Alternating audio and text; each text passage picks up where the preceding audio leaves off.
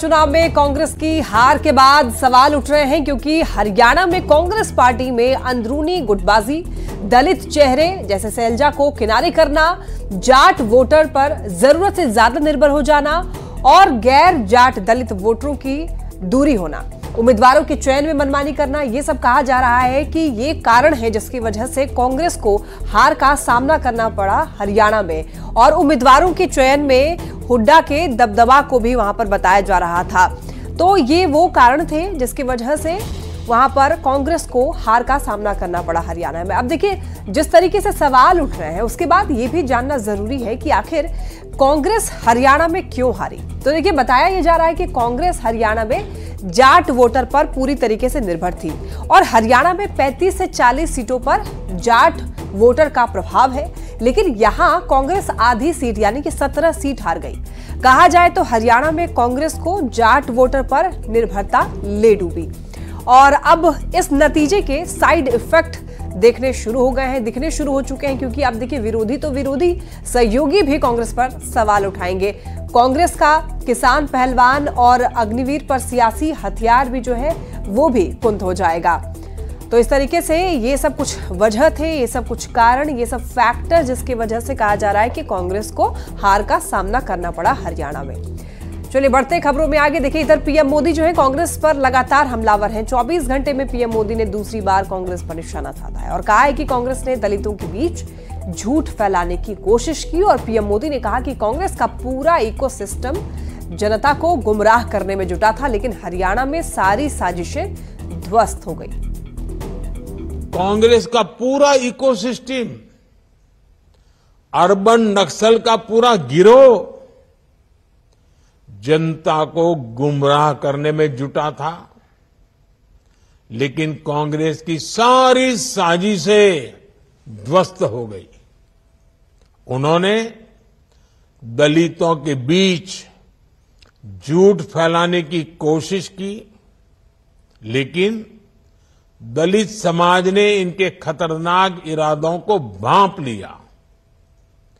दलितों को एहसास हो गया कि कांग्रेस उनका आरक्षण छीनकर अपने वोट बैंक को बांटना चाहती है। आज हरियाणा के दलित वर्ग ने बीजेपी को रिकॉर्ड समर्थन दिया है। हरियाणा के ओबीसी बीजेपी के विकास कार्यों को देखकर उसके साथ है। कांग्रेस ने किसानों को भड़काया, लेकिन किसानों को पता है कि उनसे फसलों पर एमएसपी किसने दी। हरियाणा के किसान बीजेपी की किसान कल्याण योजनाओं से खुश है। कांग्रेस ने युवाओं को टारगेट किया और अलग अलग तरीके से उन्हें भड़काने की कोशिश की, लेकिन हरियाणा के नौजवान, हमारी बहनें, बेटियां अपने उज्जवल भविष्य के लिए भाजपा पर ही भरोसा कर रहे हैं। कांग्रेस ने सारे हथकंडे अपनाए, लेकिन हरियाणा की जनता ने दिखा दिया वो अब कांग्रेस और अर्बन नक्सल के नफरती षड्यंत्रों का शिकार नहीं होने वाले। बेगूसराय से एक बड़ी खबर, मुस्लिम स्कूल में विवादास्पद पढ़ाई की खबर है। देखिए, शिक्षक ने हनुमान जी को मुसलमान बताया। छात्रों को बताया गया कि हनुमान जी नमाज पढ़ते थे। छात्रों और अभिभावकों ने कड़ी नाराजगी जताई है। विवाद बढ़ने पर आपको बता दें कि शिक्षक जियाउद्दीन ने माफी मांगी है।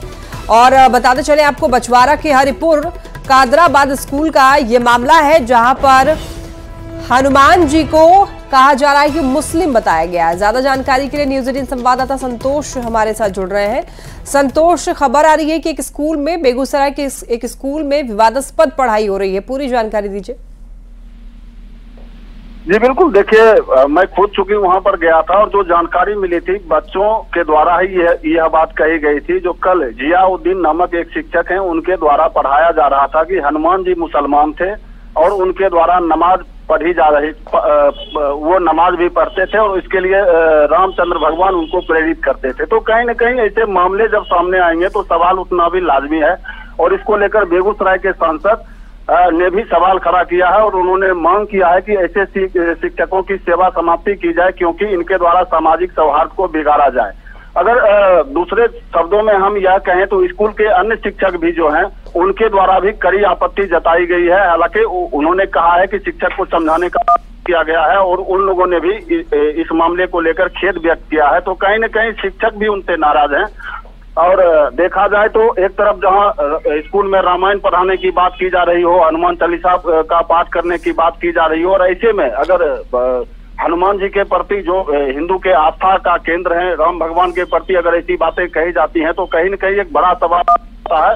और निश्चित रूप से स्थानीय लोगों ने भी आपत्ति जताई थी और उन लोगों का भी कहना है कि उक्त शिक्षक के द्वारा जो है सामाजिक सौहार्द को बिगाड़ने की कोशिश की गई थी। हालांकि बाद में जो आरोपी शिक्षक हैं, जियाउद्दीन नाम है उनका, उन्होंने भी माफी मांगी है और उन्होंने कहा है कि हमसे गलती हुई है और समाज के लोगों के सामने हमने माफी मांग ली है और आगे से हम ऐसा नहीं करेंगे। लेकिन अभी जो है ग्रामीणों की नाराजगी खत्म नहीं हुई है और कहीं न कहीं ग्रामीण भी शिक्षक के स्थानांतरण की मांग पर अड़े हुए हैं। जी ठीक है, बहुत धन्यवाद आपका इन तमाम जानकारियों के लिए संतोष। इधर छपरा से एक बड़ी खबर देखिए, पुलिस टीम पर फिर से एक बार हमला किया गया। गिरफ्तारी के लिए गई हुई थी पुलिस और देखिए लोगों ने पुलिस पर हमला कर दिया। एक एएसआई सहित 4 पुलिसकर्मी घायल बताए जा रहे हैं। 4 हमलावर गिरफ्तार किए गए। दाऊदपुर के बगोइया का ये पूरा मामला बताया जा रहा है, जहां पर पुलिस टीम पर हमला किया गया है। और बता दें आपको, गिरफ्तारी के लिए पुलिस की टीम गई हुई थी, लोगों ने पुलिस पर ही उल्टा हमला कर दिया। और संवाददाता संतोष हमारे साथ छपरा से जुड़ रहे हैं। संतोष, देखिए खबर सामने आ रही है कि पुलिस टीम पर हमला हुआ है, पूरी जानकारी दीजिए, क्या मामला है? ये देखिए, एक अनुसूचित जाति का मामला था उत्पीड़न का। उसी मामले में दाऊदपुर की पुलिस जो है बगोइया गांव में गई थी, जहां आरोपियों को गिरफ्तार करने की कोशिश की जा रही थी, लेकिन अचानक लोग गुगुल हो गए। लोगों ने पुलिस पर ही हमला कर दिया और इस हमले में एक सब इंस्पेक्टर और महिला सिपाही समेत 4 पुलिसकर्मी जख्मी है। हालांकि पुलिस ने इस मामले में त्वरित कार्रवाई की है। थानाध्यक्ष के नेतृत्व में गांव में छापेमारी की गई और मौके से 4 लोगों को गिरफ्तार कर लिया गया है।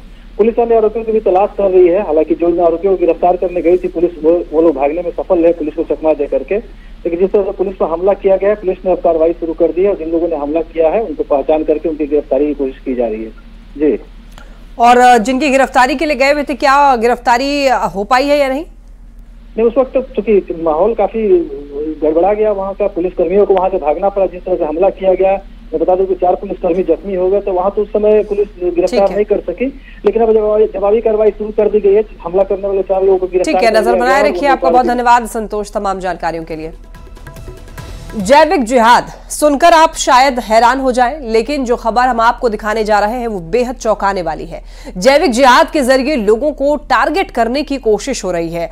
गाजियाबाद से लेकर के बागपत तक के वायरल वीडियो इस बात के संकेत दे रहे हैं कि बागपत के ताजा केस को सुनेंगे तो पैरों तले जमीन खिसक जाएगी। देखिए रिपोर्ट।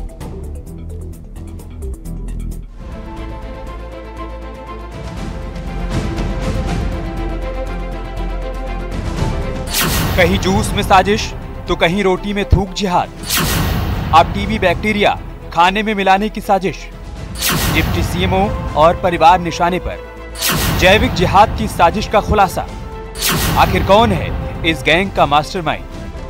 बागपत में जैविक जिहाद का चौंकाने वाला मामला सामने आया है। डिप्टी सीएमओ यशवीर सिंह ने आरोप लगाया कि उन्हीं के विभाग में काम करने वाले 2 संविदा कर्मियों ने उनके परिवार को टीबी का बैक्टीरिया देकर जान से मारने की साजिश रची।